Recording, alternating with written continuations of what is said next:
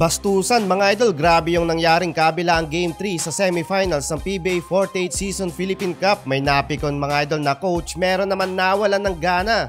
So ayun nga mga idol, dito muna tayo sa naging laban ng Meralco Bolts versus Barangay Ginebra. Siya nga pala mga idol, puno ang venue at sold out ang ticket sa Dasmariñas Arena sa Cavite. Dinumog ng Ginebra fans ang venue. Yun nga lang, talo ang Gin King sa score na 80-87 kung saan 2-1 na ang serya sa best of 7 series. Humataw pa mga idol ng Gin King sa late run ng 4th quarter pero kinulang na mga idol sa oras ang Barangay Ginebra. Biro nga ng iba mga idol, walo daw ang kalaban ng Ginebra sa loob ng court. Well, eto kasi yan mga idol, hindi naman ganun kalalim ang bench player ng Ginebra pag walang Jamie Malonzo. Kahit nga mga idol yung kapalit niya na si David Muriel inalat sa Game 3 0 for 1 from the field at limitado lang sa playing time na nagkaroon lamang ng 4 minutes playing time. Samantalang ang kanilang key player na si Christian Standhardinger hindi nga ganun kabuhat mode sa game. Na counter to mga idol ng Meralco Bolts. Even though napanalo ang Bolts sa Game 2 nagkaroon ulit sila mga idol ng adjustment pagka Game 3. Na-contained nga nila mga idol si Sistan kung saan first quarter pa lang inalat na at nagtala lang ng 3 points. Overall mga idol nagtala siya ng double-double sa stat sheets with 10 points and 10 rebounds, shooting 3 of 10 from the field. Dahil sa nangyari mga idol, nawalan nga ng gana si Coach Tim Cone sa nangyari. Labasin na assistant Japet Aguilar at Scotty Thompson sa 4th quarter. Pero late run para ka na LA Tenorio at bench ng Gin Kings para maibaba nila sa 7 points ang lead ng Meralco sa pagtatapos ng game.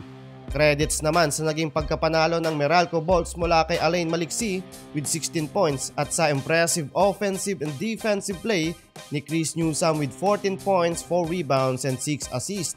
Samantalang sa kabila naman mga idol, sa pagitan ng Rain or Shine at San Miguel Beermen, do or die na para sa last to painter ang magiging Game 4 ng laban. 3-0 na kasi mga idol ang standing sa serye. Pero parang matik na din kasi mga idol na ang semis mapupunta sa SMB. Biruin mo nga mga idol, malalim na nga ang kanilang starting lineup, malalim din ang kanilang kartada sa kanilang second unit. Sabi nga ni Coach Yeng Giao, SMB ang pinakamalakas na team ngayon sa liga na may 3 teams sa starting 5 sa roster. Aminado na si CYG na malabo talagang makalusot sila sa SMB. Sa post-game interview yan mga idol bago magsimula ang semis. Pero this time, grabe ang pagkakapiko ni Coach Yeng.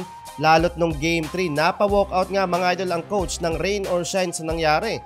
Garbage time kasi mga idol, tinarahan pa ng tres sa mukha ni Terence Romeo kung saan decided na ang Game 3 ay mapupunta sa SMB. Mayabang daw at bastos daw itong si Terence Romeo. Nagtapos mga idol ang laban sa score na 107-110. Biro nga daw ng ibang fans sa comment section, baka daw may pusta, last 10 yang Rain or Shine. Pero sa tingin ko naman mga idol, nandun pa rin kasi yung momentum nang napa-take over siya sa 4th quarter. Kaya ginawa yon mga idol ni Terence Romeo. Pero sa tingin mo mga idol at sa iyong opinion, tama ba ang sinabi ni Coach Yeng Giao patungkol kay TR7?